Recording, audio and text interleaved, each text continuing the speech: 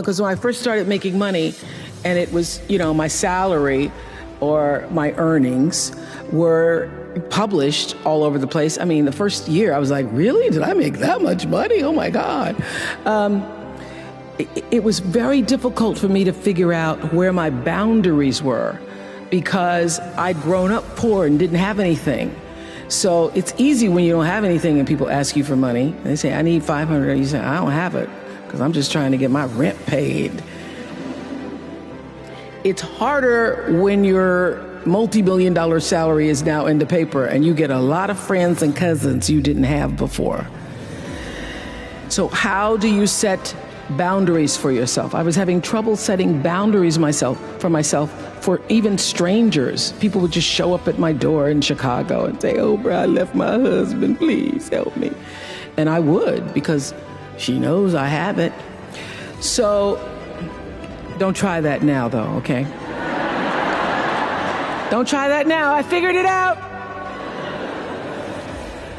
So what I learned is that, the reason why people keep showing up is because my intention is to make them think that I'm such a nice person that you can ask me for anything, you can get me to do anything, I'm going to say yes, I'm going to say yes. So when Stevie called me this time, I thought I'd try out my first no on Stevie. Let's start big. He wanted me to donate some money to a charity, and I didn't want to donate to the charity because I have my own charities and I care about a lot of people, but the problem is when you have money, everybody thinks you just want to give to everything. So every letter I ever get starts with, we know you love the children. Yes, I do love the children, but somebody else is going to have to help the children. So I said to Stevie, no. And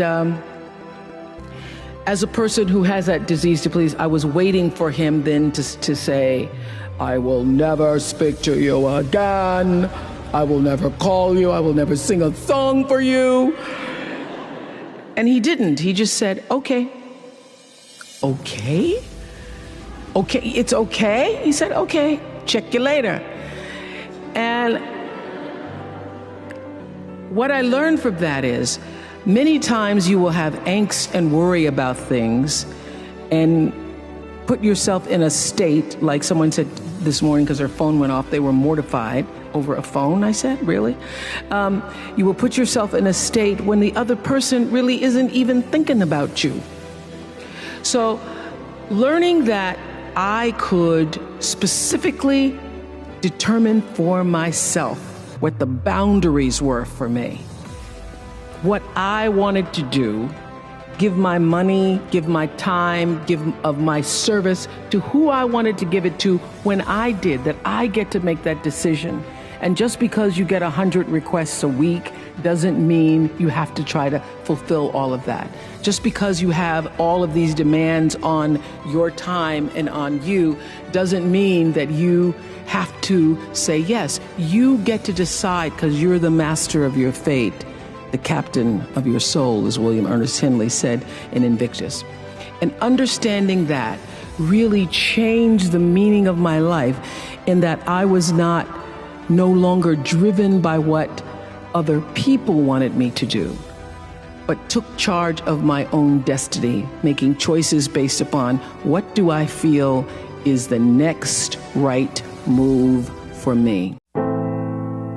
I dare you to fix me.